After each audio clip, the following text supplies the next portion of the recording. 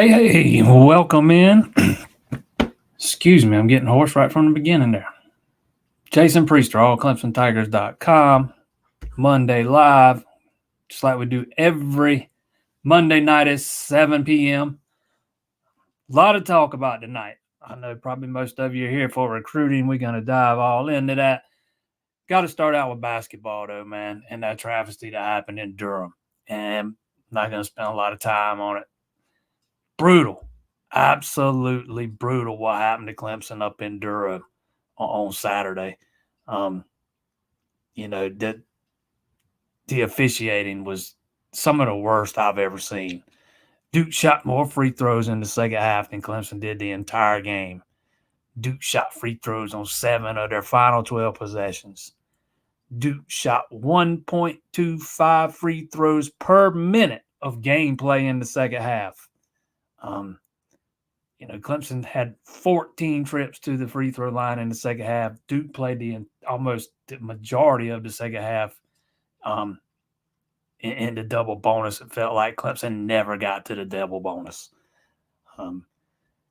There's been a lot made of the turnovers, and I get it. But, man, at least a couple of those turnovers, man, were uncalled fouls. And then even after the turnovers, Clemson still does what they need to do, claw back, take the lead with just over 7 seconds left. And, the dagger, man, not only the foul, man, the late whistle, it was absurdly late. Thought the Duke guy, I thought Proctor initiated the contact, man. And you got to swallow a whistle there. If you're going to call something there, call it travel, whatever. You got to swallow that whistle. Clemson's absolutely not getting that call on the other end of the floor in the same exact situation. So I understand Brad Brownell being hot, man. He was having to be held back there on the court at the end of the game. He's a little hot. He kept his composure, but you could tell he was hot in the post game, man. Just felt like they got one robbed from him, man. And they absolutely did. Absolutely did. On to recruiting. Yeah, I know I said on the show the other day that Clemson never played Stanford. I meant to say they never played Stanford at home. We cleared that up later. He probably cut it up, though, into different segments. But I meant to say they had never played in Death Valley. Trust me, I am actually old enough to remember when Clemson and Stanford played back in '86. Plenty old enough, unfortunately. Yes, Clemson is killing it in recruiting, man. I said last week that there was a guy or two that I was keeping an eye on that I thought might could commit after the, Elite Junior Day. Come to find out, we got one before that. I don't think any of us saw coming. I know I didn't. Totally surprised me. It was kind of out of the blue for me. I didn't even get a hint of it. And one or two I was talking about was Jalen Beckley and Isaiah Campbell. Beckley is a guy who the first time I talked to him was last June after he worked out at camp, right after he got his offer. And you can tell from the first time you have a conversation with him, that guy, he's the perfect fit for Clemson. He embodies everything they look for in football players, student athletes, whatever you want to call it. Just the epitome of what that culture is all about. I told him yesterday, man, that I knew he was always going to be a part of this class, and it kind of, felt like that commitment was just going to be more about timing. He wasn't able to come to campus all throughout the season because he lives in Texas, and that's more than a hop, skip, and a jump away. So it made it hard on him playing on Friday nights. So he had to wait after the season. This was his first time back since camp last June. All about the timing, and he did it during Dabo's speech. And again, just absolutely perfect fit. I think he's a 4-star at a couple of the services. A couple of services don't even have him rated yet. He plays at a little private school there in Texas. Really good prospect. Isaiah Campbell, same thing. First time you talked to him, I think the first time I ever talked to him was after the spring game last year. And it was after the first time he'd ever been to Clemson. And I remember asking him, what were some of the things that stood out? And it took him a minute to kind of gather his thoughts because you could tell he was trying to look for the right words. And he said it was supercalifragilisticexpialidocious. I won't ever forget that, man. And you could just hear it in his voice. You could hear it in his voice. You could tell his face was lighting up talking about the place. He's been back multiple times since. He was back for camp. I think he worked out all 3 days at camp last summer. Back for a game this season. Just another guy that just fits what Clemson looks for to a T, and big time get for Nick Easton. Man, that dude's been killing it ever since Dabo Swinney got him into town.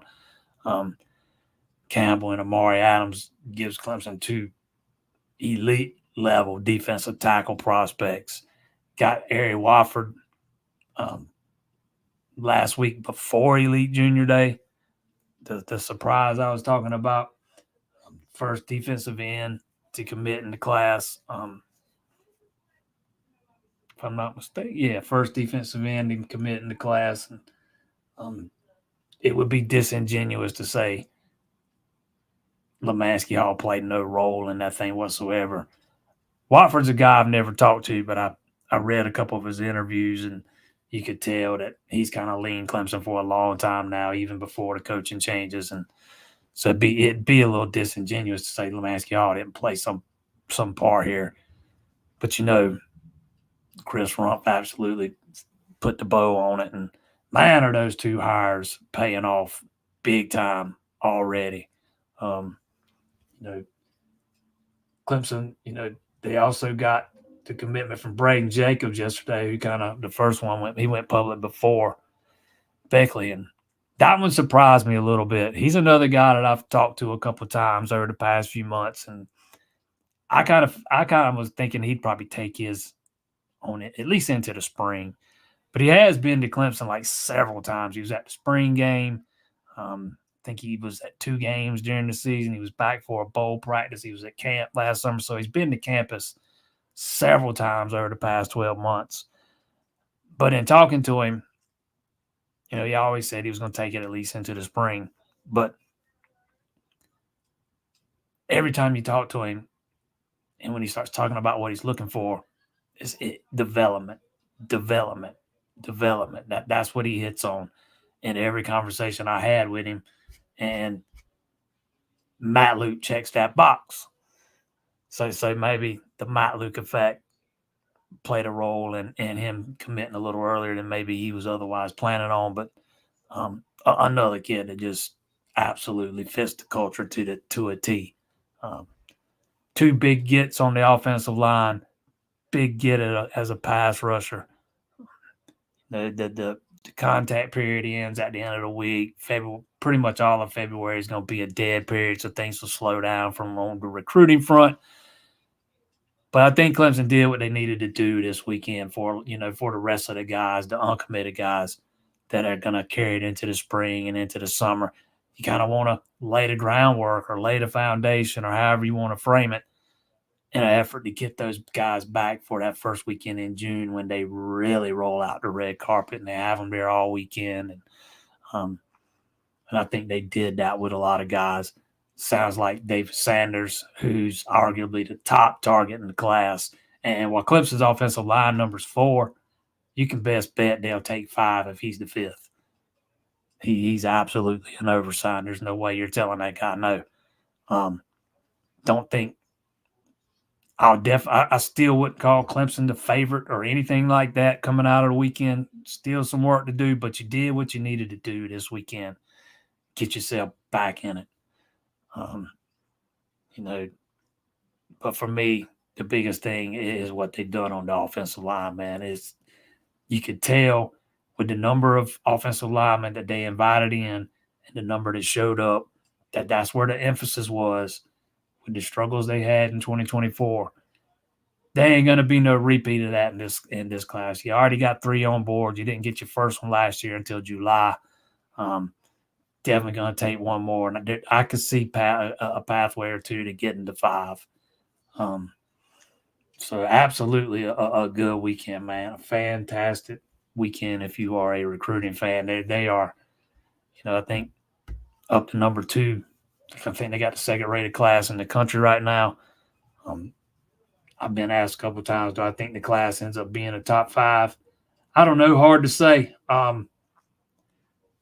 Typically, Clemson doesn't really sign enough guys to kind of get up in that top 5 range. But if you could add, say, a Davis Sanders to this class and another big-time guy before you hit the finish line, then it's possible. Long way to go, man. But you can already see the Matt Luke effect in action.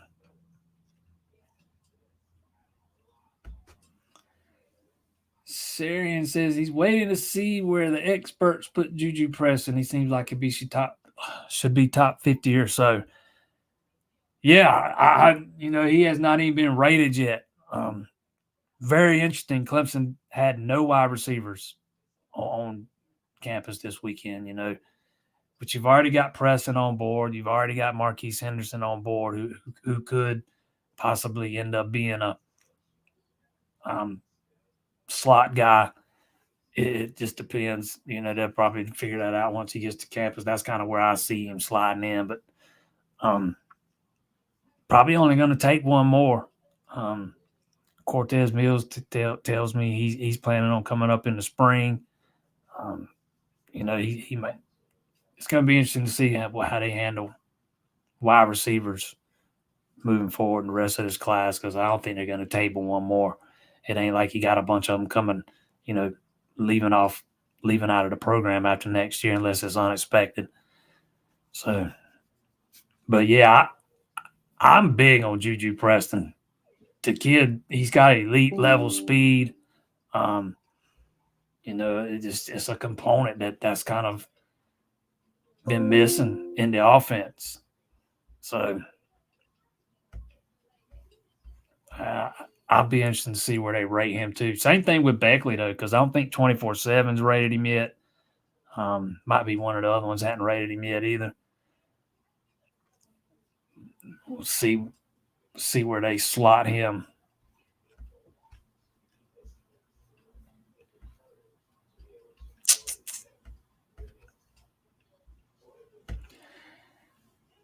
Tickle says, sorry, Clemson had a chance to like to save that timeout. I didn't have no problem with the timeout setting your defense up. North Carolina didn't need that timeout to drop any play. If you listen to Shire in the post game, they've already got a play designed for if there's 7 seconds remaining on the clock, they know what they're gonna do, timeout or no timeout. I didn't have no issue with the timeout. But again, you say you're sorry Clemson had their chance. They took the lead with 7.5 seconds left and then got hosed on the other end. I think this is not necessarily directed at you, but I think there are a lot of people that let their hatred of Brad Brownell cloud what happens in some of these games.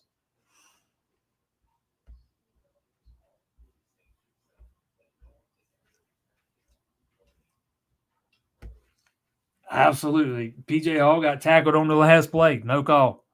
No call, brother. No call.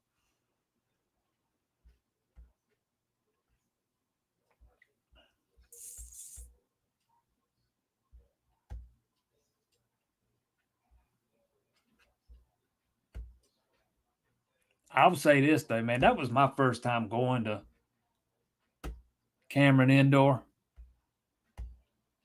It was an experience, man. I very much enjoyed it. That is one of the meccas of college basketball, man. And it was awesome. It was absolutely awesome.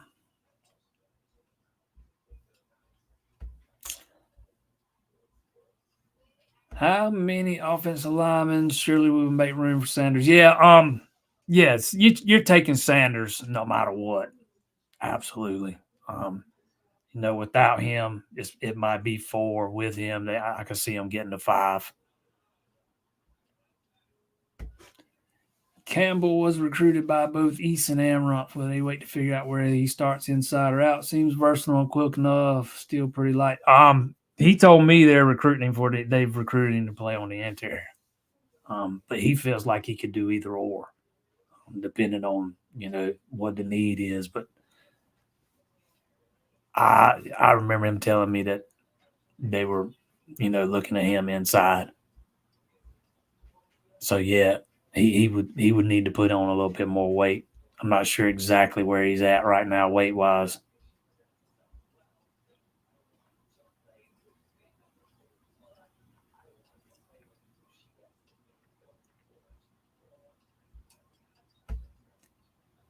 Excited about Blake Hebert. He just looks the part. Yeah, I've been high on Hebert ever since I watched him last summer. Um, uh, would have loved to have seen him get to play his junior season instead of being hurt. Um, but yeah, he's got a lot of the tools, man. He's got a big arm. He throws with accuracy. He can throw on the run. He's deceptively quick. He's mobile. Um, there's a lot of things I like about Blake Hebert, and he's Garrett Riley's handpicked guy. That's who he wanted. That's who they got. Um, does he still have some room for growth? Absolutely. Um, Fortunately, he wasn't recruited with the eye on having to start as a true freshman.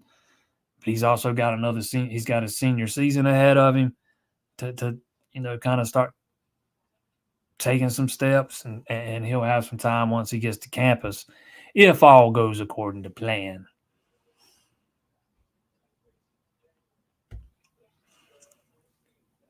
No, we got Preston, but do you think we pursue any elite level receivers? Doesn't look like we offer many. Clemson's not offering many receivers at all. I think Cortez Mills is might be, for right now, anyways, the guy. And I don't think they're going to tape one more. Again, you don't have many that are scheduled to head out after this season. That's a fairly young group. Maybe you have some unexpected attrition, but as of right now, there's just not a there's not a, they're at their number. And again, I think Marquise Henderson could easily slide in and be a slot guy. Um, will they pursue any elite level receivers? That depends on your definition of elite. Receiver, a lot, not all, but a lot of the big time 5-star receivers, and you could look at Wesco and Moore in the last cycle. Those are exceptions to this rule, but a lot of those guys are, asking for big money, and Clemson's not getting into bidding wars. They're looking for the right fit. Heck, I'll tell you this: Cortez Mills was one of the best wide receivers I watched work out at camp last summer. He's really good. If they can land him, and you put in with what they have already got, and I think, Preston, is he an elite level guy? Is he going to be a 5-star? No. But man, he can take the top off the defense, and he gives you something that offense is lacking in recent years with some high end speed. And Henderson's the same way. He's another speedy, twitchy guy I could see playing in the slot. So you take those three, and if you can land Mills, put them with what you got. That's a pretty solid wide receiver room, counting the 2 coming in this year.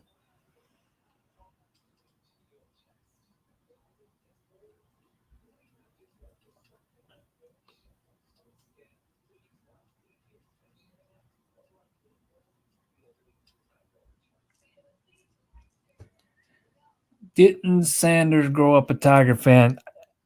From my understanding, yeah. Again, he's one of the few targets in this class I've never spoken to, not from lack of effort, but I've never talked with him. From my understanding, he grew up a Clemson fan, but that's not gonna. Some guys that don't matter. You know, every now and then you'll roll across a guy. He might have grew up a diehard fan of School A, but he realizes School B is a better fit and gives him a better shot at being developed and putting him in the league and all that. And David Sanders' recruitment feels like one that, based on everything I can gather, and some people that I've talked to, they're taking a very business-like approach to it. I don't know if that hurts or helps Clemson. I lean toward maybe hurting them a little bit. If you're gonna favor the business side aspect more so than the sentimentality. We'll see. Long way to go with him, man. Long way to go. And again, I think Clemson did what they needed to do with him this weekend, and that was get back into conversation.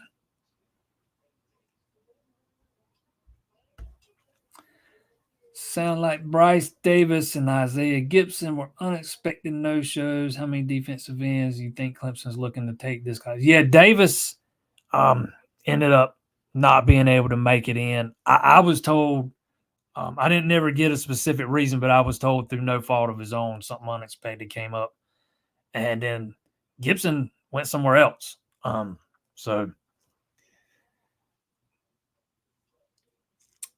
with Watford already on board, I think Clemson's going to take 2 or 3. I can't decide if it's going to be 2 or 3 yet. I think you kind of start at 2, and then if you can find a path to 3 and you find the right guy, obviously you take him. Wouldn't shock me if they ended up with just 2, because kind of like the wide receiver room, you don't have a lot of bodies coming off the books after this season. That's you got a lot of younger, inexperienced guys. Technically, Zaire Patterson and Cade Denoff could choose to leave, but they got eligibility left after next season, is what I'm saying. But other than that, all the rest of those guys are pretty much underclassmen. But yeah, I think you start at 2, and if the right guy comes along, maybe you add a 3rd.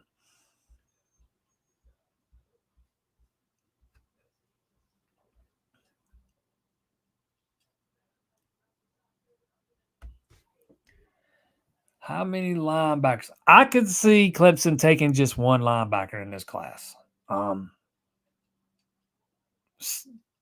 Same thing. Clemson's now playing a lot more 4-2-5. They took a number away from the linebacker and put it with the DBs. You only got Barrett Carter that's leaving after next season, as that we know of right now. So I can see him taking just the 1. Jaden Harmon is probably who I would circle right now as that guy. He was there this weekend, and I know Brett Clatterball was too, but I think I like Clemson's chances a lot more with Harmon at this point than Clatterball. I always trip over myself trying to say that.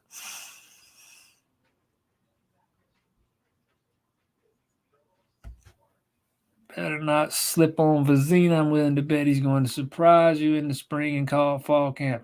He won't surprise me. I think he's got a whole heck of a lot of talent. He just was raw coming out of high school. I've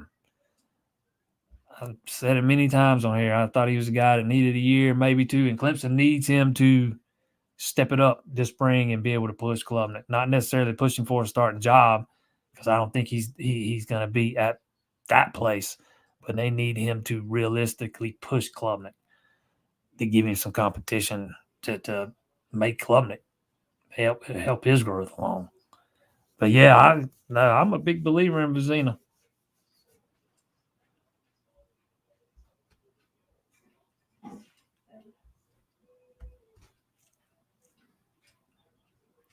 Who do you like better, Ajamame or Gideon Davidson? Why has it got to be either or?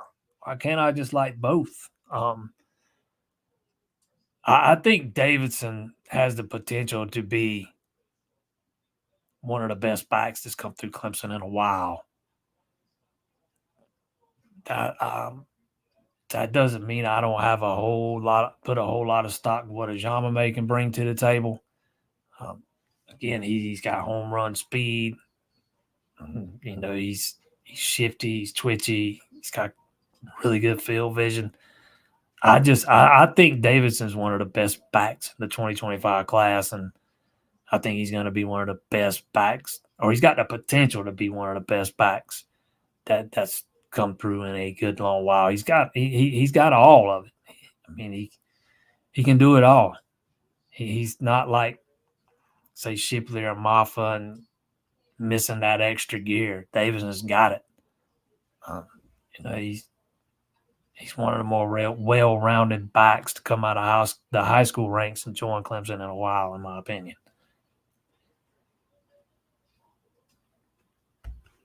Mason Short. Clemson helped themselves with him this weekend. Not sure I'm ready to say come off of Georgia not being the favorite. I would probably still lean towards them at this point, but he's another guy that's not – I don't think he's anywhere close to being done. He's going to take more visits in the spring. He's going to take officials in the summer. I'd be surprised if he's not back at Clemson in the summer for an official. And then you see if you can put the finishing touches on it and win him over. They still got some work to do with him. But you could tell if you follow Mason Short on Twitter, you can tell what kind of time he had Saturday up there, man. He documented a lot of it on Twitter. He took a lot of pictures and posted them on social media. You only do that when you're having a really good time.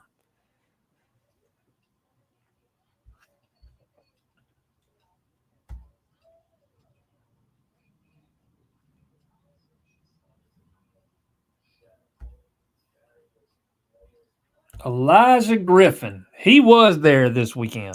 Gonna be hard to pluck him out of the state of Georgia, I think. Or pluck him away from Georgia. Do I think Clemson's got a shot? Yeah. Would I call him the favorite? No. Do I think they did what they needed to do this weekend? Yeah.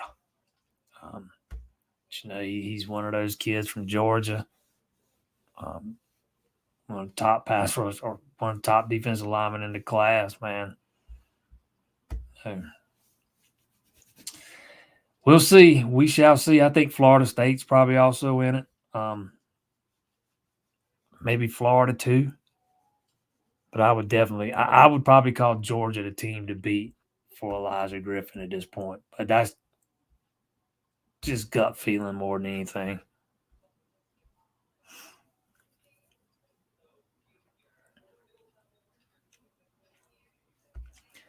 Any word on Jordan Young, Chauncey Gooden, as they both received crystal balls to Clemson recently?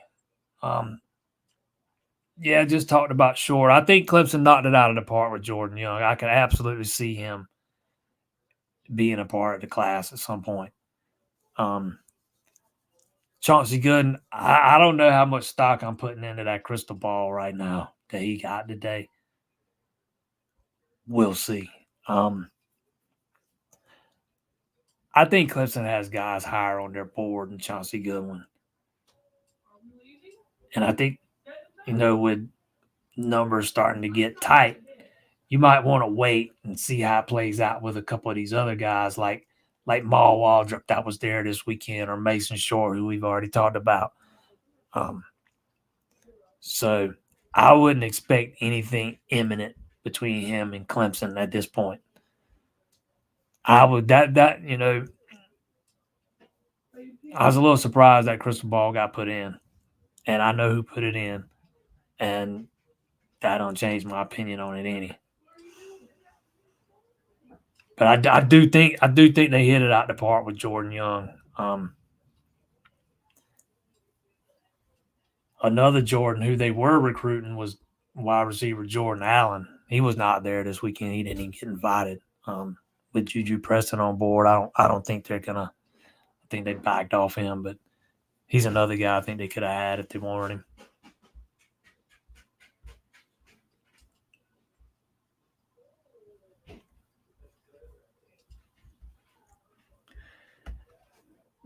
Tickled says he thinks Hannafin winds up at safety. Nah, I don't know.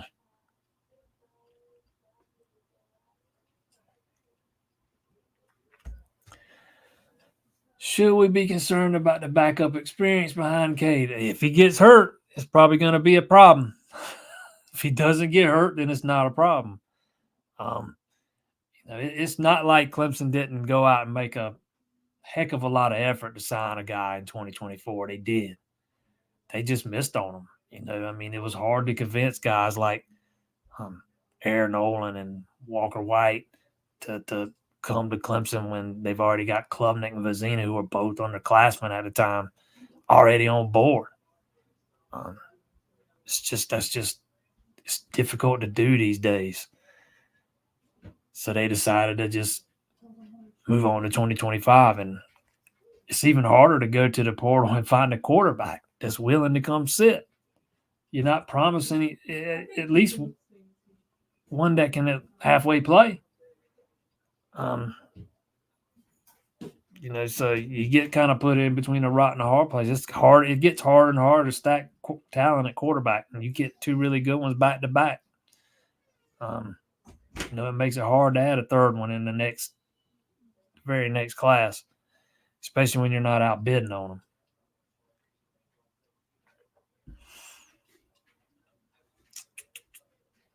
them. But if Klubnik gets hurt, yeah, it could very well be a problem.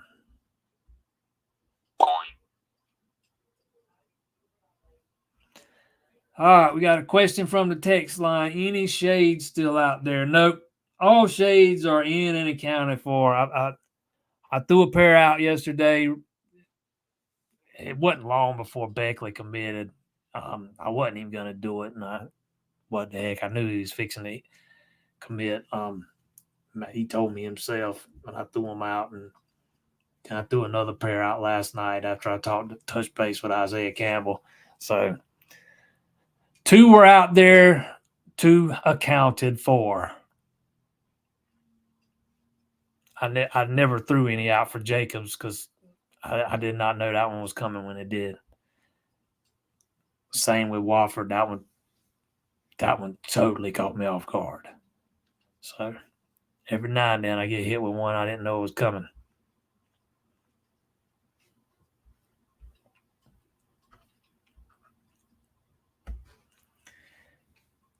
What didn't help with the basketball game was going 7 minutes, 1 basket in the first half. Yeah, that come on the back end of that bullshit technical too. Totally changed the complexion of the first half. Totally changed it. One of the most bogus technicals I've ever seen. I mean, I'm telling you now, I was there. I was sitting right there courtside, man. That was a physical game. It was physical down low. Guys were getting mugged. And for a while in the first half, I thought they were letting them play both sides. So that had a lot to do. I mean, sometimes you go on a scoring drought, man, and you got to tip your hat to the other team sometimes for playing fantastic defense. And I thought Duke was. To me, it was in the second half, man, that it really got absurd. But I thought the technical just totally stopped Clemson's momentum in its tracks, man. Clemson, if I'm not mistaken, had the lead at that point. Duke went on, I think it was a 17-2 run or a 19-2 run. And then Clemson clawed their way back to within 6 at halftime. But still, again, despite all that stuff, I mean, I know everybody's got their sticking points that they want to argue. Despite all the turnovers, despite the scoring drought, Clemson overcame it all, came back, took the lead with 7 seconds left, and had it stolen. I mean, I don't see any other way to look at it.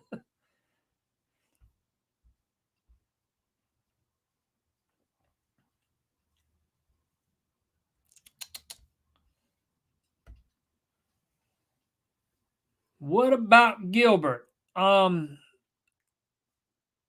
am not as confident on John Tate Gilbert as I was at one time.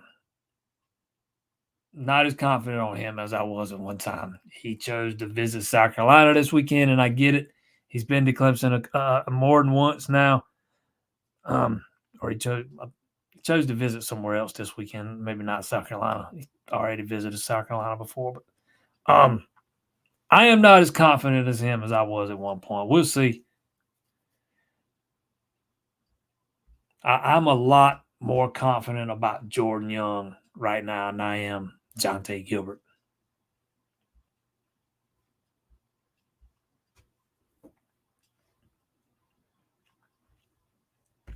My man Owen, what's happening, Botna?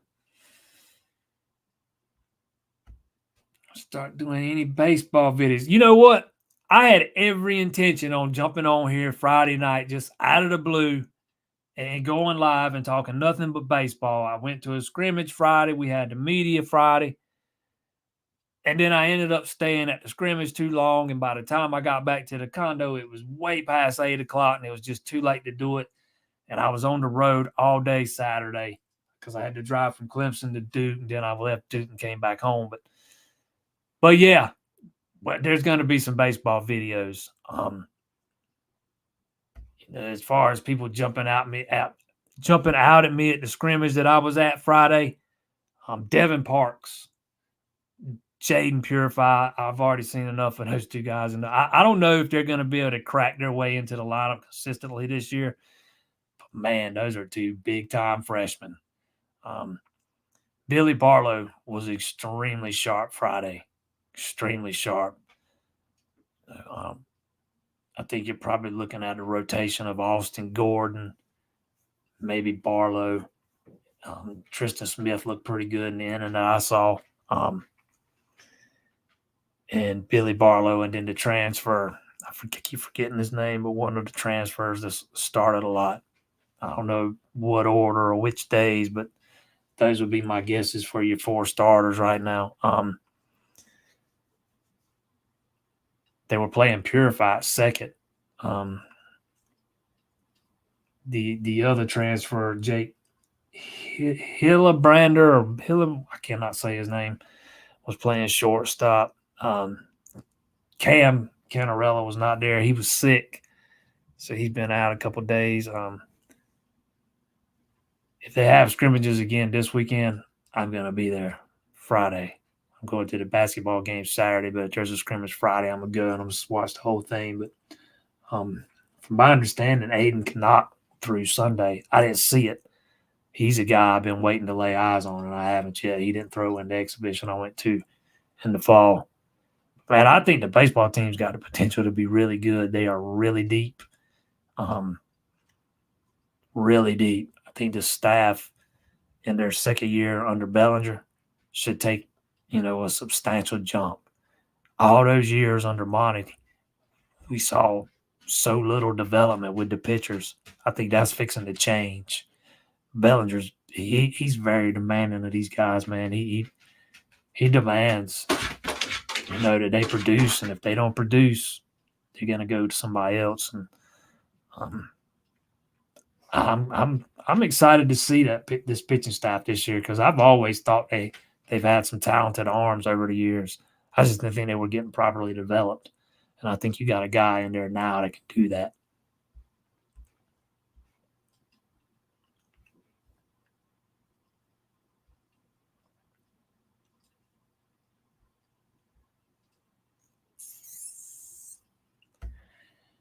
Recruited any other top tier receivers and linebackers? Now, I touched on the receivers earlier. No receiver was on campus this weekend. Clemson's already got Juju Preston. Marquise Henderson could end up being a slot guy. And you don't really have anybody scheduled to run out of eligibility receiver-wise after this season, off the top of my head, not anybody I can think of. So the numbers are tight. I think they'll take one more. And, I think Cortez Mills is a guy keep an eye on. He's told me he's planning to get back here in March. He couldn't make it work this weekend. He had I think it was a 7-on-7 tournament down in Florida, so he ended up going to Miami while he was down there. and Miami's after him hard. I mean, he's a Florida kid. He's been to Florida Miami a bunch of times. Miami might be hard to beat out for him, but he's a guy right now. He is the guy kind of that I've got an eye on. Other than that, I don't have anybody else right now. Linebackers, Jaden Harmon and Brett Clatterball was there this weekend, and Harmon is probably the guy I would lean towards right now. Another, kid out of Georgia, man. Talented, 4-star kid. It's out of Rome. Another, heck, he's probably a top 200 talent. Those are the guys.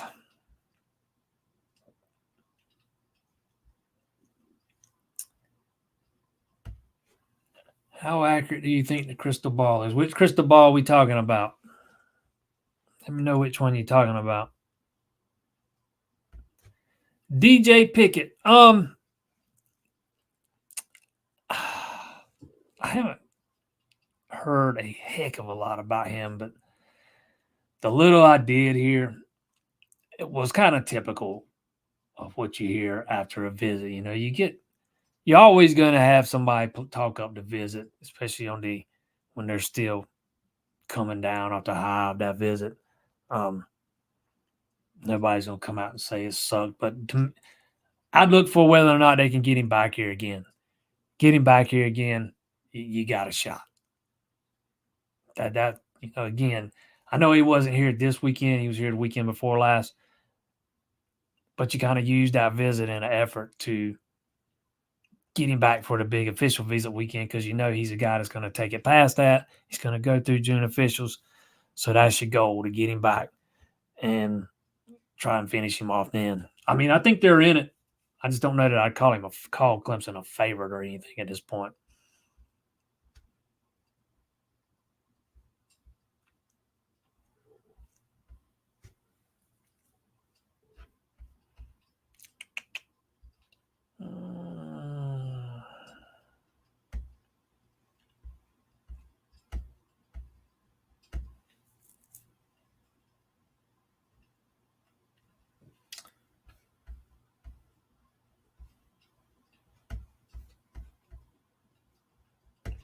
Think Clemson is below 70 offers right now. 55. 55, I do believe it is.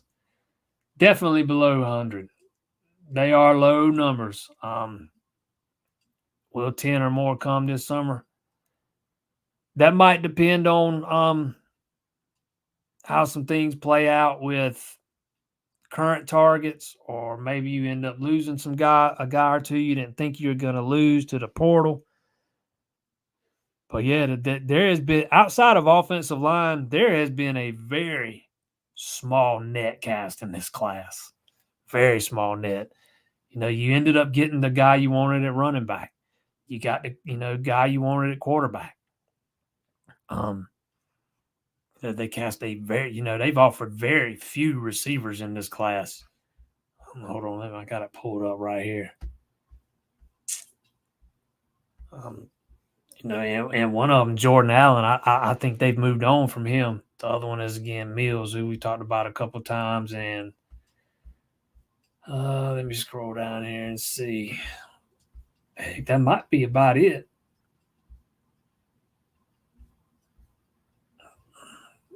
Maybe one more, but the net's been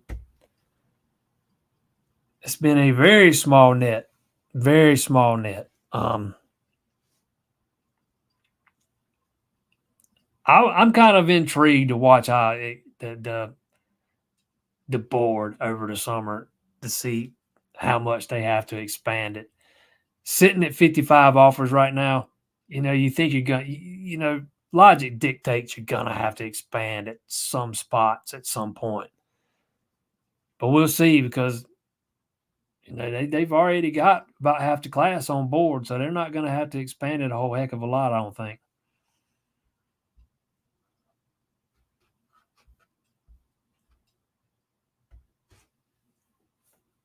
Pitching staff has me dreaming of Omaha. Hey, man, they've got that staff is deep, man. They got some talent in arms. You're gonna have a lot of options in that bullpen. A lot of options.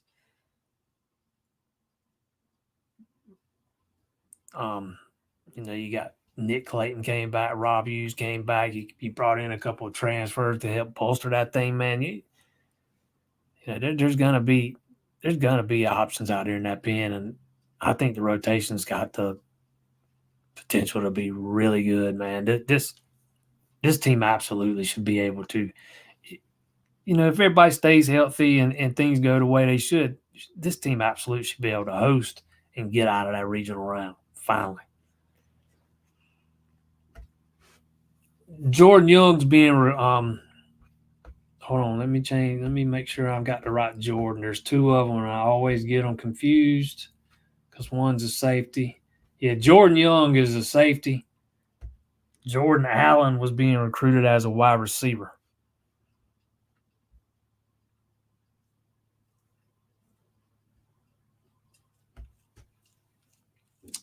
Almost feels as if Dabo's scorched earth week against Notre Dame is carried over into recruiting and to the staff. Absolutely, man. Absolutely. He put the whole staff, and it wasn't just the staff, it was the players too. I remember XT saying he put the guys that cut the grass out there at the facility on notice. So it was everybody in the building. Told them they had 30 days basically to shape up or ship out. When you see him make a move the way he did last year with Brandon Streeter, after he'd only been in that offensive coordinator role for one season, and Dabo still basically fires him and, brings in Garrett Riley, that's bound to open some eyeballs in that facility. Hey, if he'll do that to Brandon Streeter, he'll damn sure do it to me, because Streeter was a Clemson guy, played at Clemson, been there forever.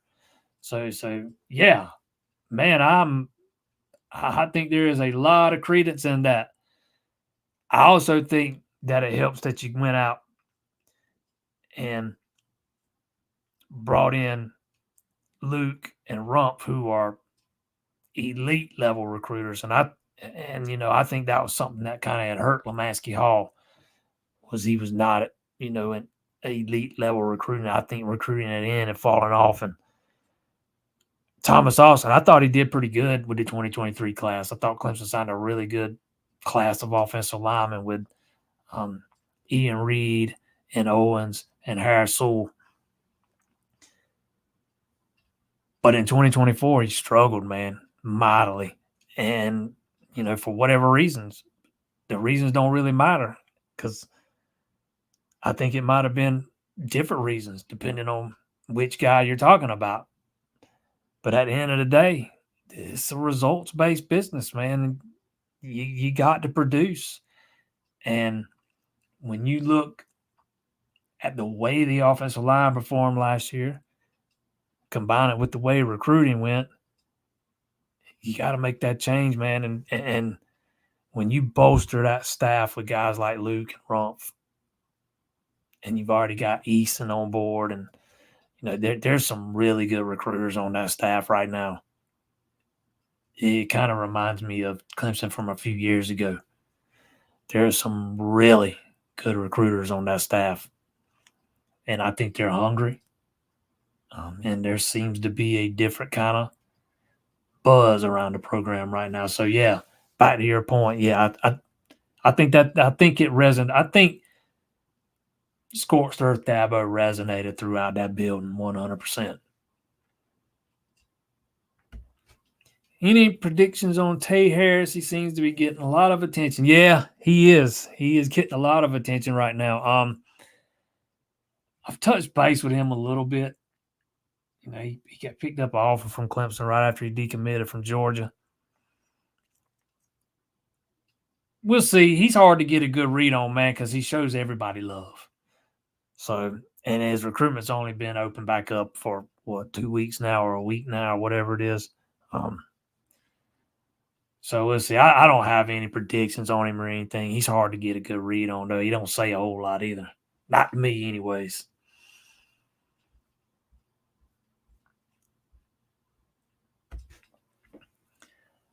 Calling Sanders a business decision, does that mean money? No, not necessarily. I'm not necessarily talking about money. I'm just talking about the way he approaches it. He's not going to be ruled by emotion. Although I could absolutely see NIL playing a factor in this thing. I'm not saying it's going to be the only factor, but I could see it being a factor. But it's when I say business like, I kind of mean just the way he approaches the whole process and not being ruled by emotion and not letting sentimentality, like growing up rooting for Clemson,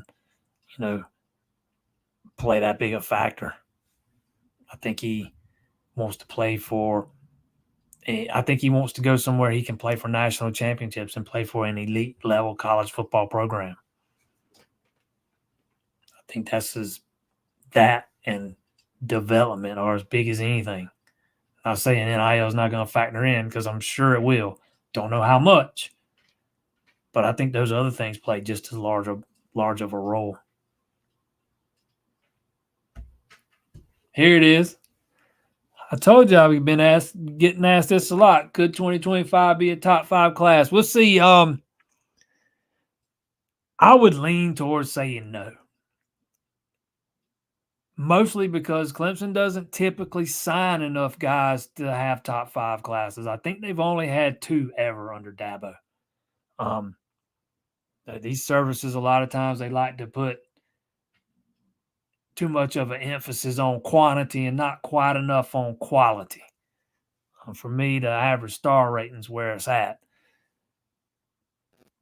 Now, having said that, if you can end up landing a guy like Davis Sanders and maybe pulling the upset for an Elijah Griffin, yeah, you've got the potential to be a top 5 class, but you're going to have to keep the pedal to the metal, and you got some more work to do if you want to end up with a top 5 class, because Clemson's probably going to take 21, 22, 23 guys as it looks right now, and a bunch of these other teams going to be taking 25, 26, 27. That's going to help the bottom line for those other programs. Jaden Harmon. You touched on him a minute ago. If I had to circle one linebacker right now for Clemson in this class, it'd be him. He was there this weekend. I know Clatterball was too, but he's the guy that I would circle right now. And I could see a scenario playing out in which Clemson only takes one linebacker. They might get to 2, but I could see a scenario when they only take the 1. And as we sit here today, I like Clemson's chances for landing Harmon.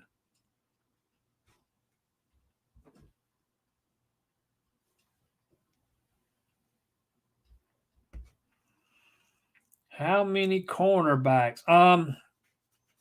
Here's another one where you don't have any guys that are scheduled to run out of eligibility after this season.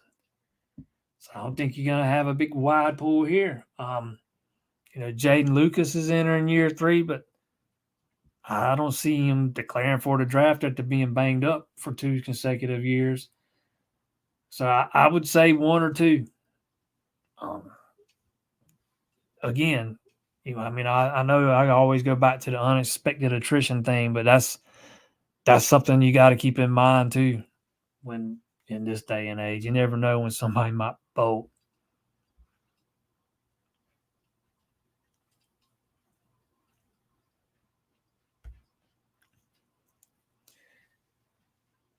Didn't Isaiah Campbell say how Clemson flipped the switch after 4-4 was a big part of his decision? Yeah. I remember talking to him after his in-season visit, and he talked about that a lot. the way they were able to kind of rebound after the 4-4 start. But for me, I go back to the culture thing, man. He's just the perfect fit, and they're the perfect fit for him. I've thought that ever since the first time I spoke with him. Heck, I think it was the spring game last year, but yeah, he did say that.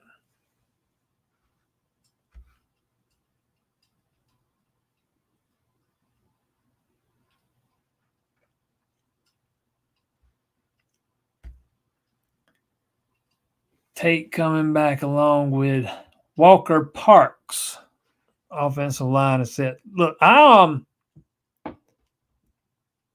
think that Clemson's got talent in that offensive line room. It's just not translating to the field. Now I think you got a guy that can make that happen. For me, any of y'all that have listened to me for the past year, I've said that over and over and over. That I thought there was, heck, I said before the season, I thought Dabo Swinney's got more talent in that offensive line room than he's ever had before. It's just not translating. And now he's going out and hopefully found somebody who can make that happen for you.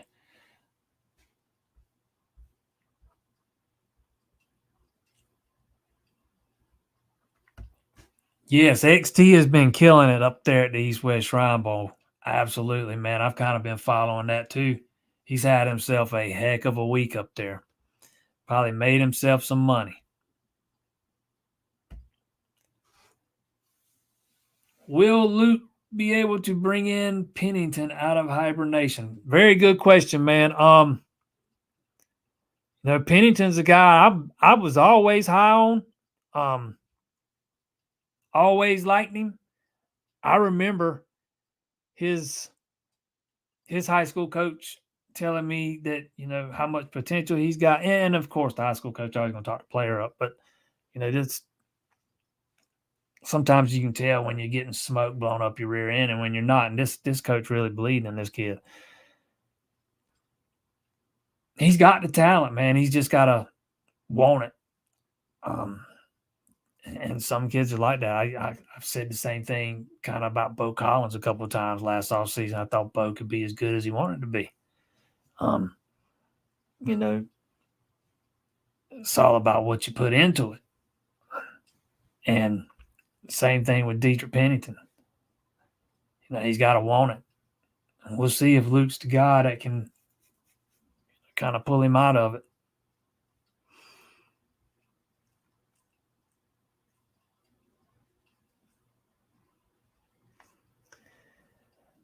Neil asks, 2 years ago, we had 3 5-star QBs on the roster. This past year, only one, no experienced backups. Yeah, I've already touched on this. Do you think we should bring in more than one in this class? Should I mention portal? No, I don't think you bring in more than one in the 2025 class. Because if you do that, you make yourself out a liar to the kids you took.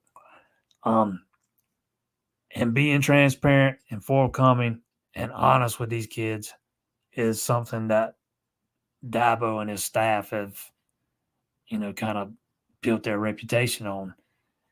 I've talked to enough of these recruits over the past 3 years to know that so many of them appreciate the transparency and being told exactly where they stand at all times and not being lied to, not being given the runaround. And Blake Hebert was told they were not going to take a high school guy in the 2024 class. They were not going to take one in the 2025 class. And that was a big part of him deciding to end his recruitment so early because of the commitment they made to him. Now, you get to the spring and decide you need to go get a guy out the portal. I don't know. It's not as easy as it sounds. I know that. The stars kind of lined up with Hunter Johnson and Paul Tyson. You're not going to find a whole heck of a lot of quarterbacks in the portal willing to come sit, and spend their last year sitting. You might get lucky, but you're not going to find many. But for me, I think that's something you can decide after the spring anyways. Wait and see where Vizina is and then go from there.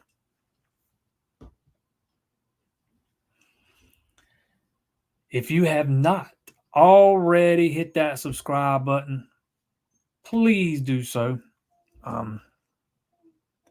A large percentage of our views come from people that aren't subscribed, man. We'd like to rectify that. So if you don't mind, hit that subscribe button, hit that like button, heck, even hit that little bell over there.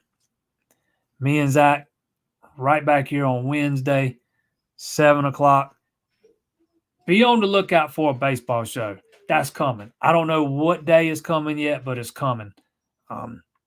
Not sure if I'm going to do it this week or wait till next week, but it's coming. I promise. And, because I know I said I was going to start talking baseball this week, but when I said that, I wasn't thinking about Junior Day being this weekend.